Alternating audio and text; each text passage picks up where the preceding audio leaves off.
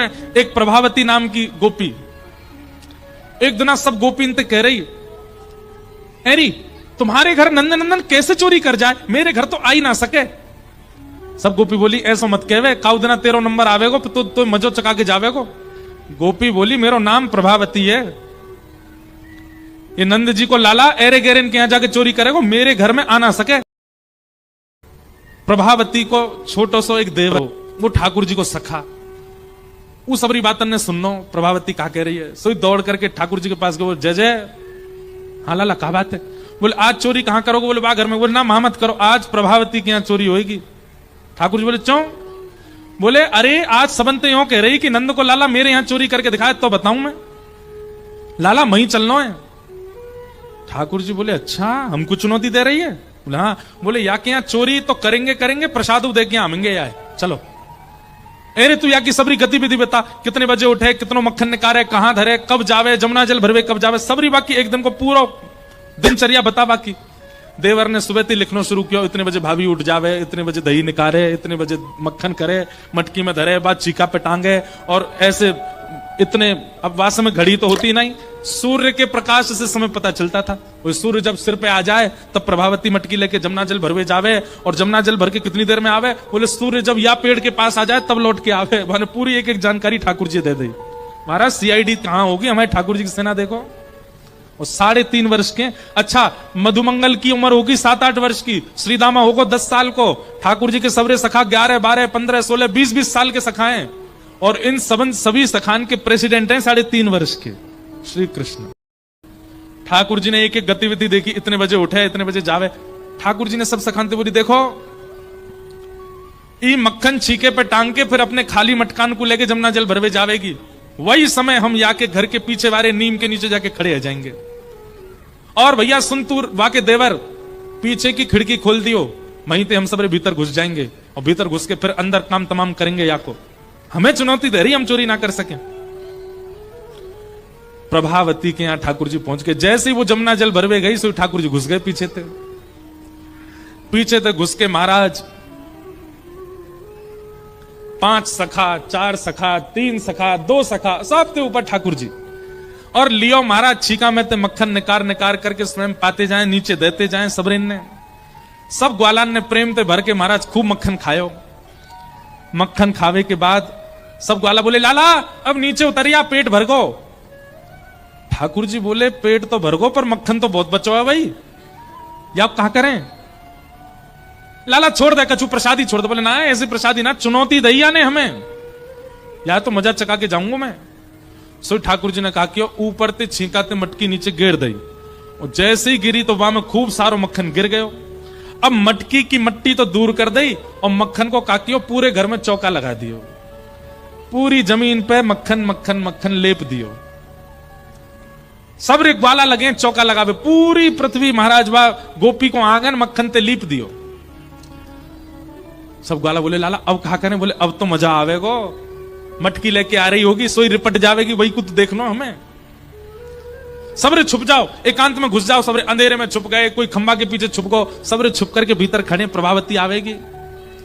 इतने में ही प्रभावती आई, आकर के जैसे प्रभावती ने अपना चरण धरो और धर के जैसे ही भीतर आई, पाम बा को सर्र करके फिसलो महाराज, जैसे ही गिरी मट को फूट गयो, सबरो यमुना जल मक्खन में मिल गयो। और भीतर प्रवेश करते ही महाराज ऐसी सरकती भई गई, सीधी जाके दीवार में जाके सिर लगोवा को। अब तो जैसे उठवे को प्रयास करे फिर गिर जाए, फिर उठवे को प्रयास करे फिर सबरो चीखनो। अंत तो गत्वा बेचारी बैठ गई और यूं खिसक खिसक के बाहर आई। ठाकुर जी दूर से देख रहे हैं। प्रभावती ने देखी, तेरे काम होंगे सबरेज। ठाकुर जी बोली और ले ले, हम ते कह रही हम चोरी ना कर सकें, ले ले। और उनके यहां तो चोरी करें तो प्रसाद दिया हमने, ले पकड़ ले हमें। अब प्रभावती तो पूरी मक्खन में लिप गई महाराज, यहां ते कोनी फूट गई, यहां ते छिल गई, पाम छिल गए। यशोदा मैया के पास गई और मैया ते जाकर के बोली, मैया तुम अपने लाला समझा लो, नहीं तो काउदना देख लूंगी मैं, देखियो मेरा का हाल क्यों जाने। यशोदा मैया निकल के बाहर आई, बोले एरी तो पे कछु काम ना है, मेरे लाला के पीछे पड़ी रहे, कहा क्यों मेरे लाला ने? बोले मैया मक्खन खावे कोई बात ना, लेकिन जे कहा ये नयो उधम सी क्यों, पूरे घर में मक्खन लीप के आ गयो, देख मेरी हाथ पांव टूट गए सबरे। मैया तेरो लाला अब बहुत आगे निकल तो जा रहा हो, तू देख ले, तू समझा ले, नहीं तो कहो तो ना मैं देख लूंगी यार। यशोदा मैया भी थोड़ी नाराज है गई, बोले तू कैसे देख लेगी मेरे लाला है, तो तुम दंड दो लाला है। यशोदा मैया बोली जा देना रंगे हाथ पकड़ के लाएगी, वही देना दंड दूंगी। प्रभावती बोली मेरो नाम भी प्रभावती नहीं अगर मैंने कन्हैया रंगे हाथ नहीं पकड़ो तो। प्रभावती सोचती जा रही है कि मेरी पूरी दिनचर्या इन्हें कैसे पता, ये वही समय क्यों आए जब मैं जमुना जल भरवे गई। तब घर आते ही वहां की दृष्टि पड़ी देवर पे, नेक्स्ट सो डोल लो यहां ते मां, बोले जरूर यही होगा। बोले ये जाके मेरी नेक नेक जानकारी दे रहो कन्हैया है, तो ये जाके सब जानकारी दे ही रहो, तो फिर यही ते द्वारा ही चोरी को संदेश भिजवाऊं। सो एक दिना प्रभावती जोर जोर ते कहने लगी अरे कल को मक्खन तो जोर को निकसे को, घर वाले कह रही और देवर सुनो। बोले क्यों कल के मक्खन में? कहा अरे धोरी गैया को दूध मिलो मोए, धोरी गैया को दूध सबन ने ना मिले, वहां में ते बड़ी सुंदर सुगंधी आवे, कल तो वहां को मक्खन जमाऊंगी और वहां को मक्खन ऊपर लगाए के फिर अपने माए के भिजवाऊंगी, आप लोगों को भी ना खान दूंगी। देवर ने सुन ली बात, दौड़ो दौड़ो गयो कन्हैया सुन। बोले प्रभावती तेने मजा चकाई दियो, लेकिन वो तो बाय तो कुछ फर्क ही ना पड़ो, वो तो कल दूसरो मक्खन निकाल रही है और यूं कह रही है अपने माई के भेजेगी। लाला अगर जे मक्खन हमने नहीं चुराया तो हमारो गोकुल में रहनो व्यर्थ है, जे मक्खन तो हमें। ठाकुर जी बोले अच्छा माई के काजी मक्खन रोक रखो है? बोले हम भाई रुक जाए तो हम ही चुराएंगे। दूसरे दिन प्रभावती मक्खन आदि छीका पे टांग करके और खाली मटका लेकर के देवर को दिखाते भाई निकली घर से कि मैं जा रही हूं जमुना जल भरवे।